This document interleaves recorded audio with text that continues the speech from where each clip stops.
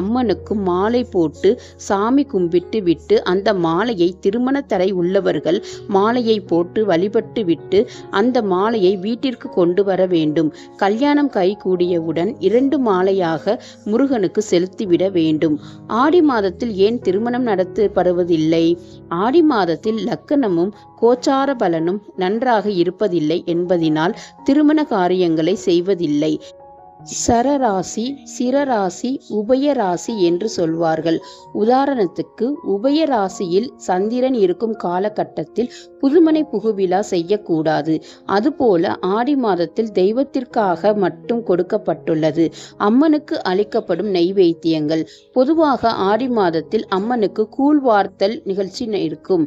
சர்க்கரை பொங்கல், பால் பாயாசம் இதனை நெய்வேத்தியம் செய்யலாம். மனமுருகி வழிபட்டாலும் தெய்வ அனுகிரகம் இருக்கும். தெரிந்து கொள்ளுங்கள்.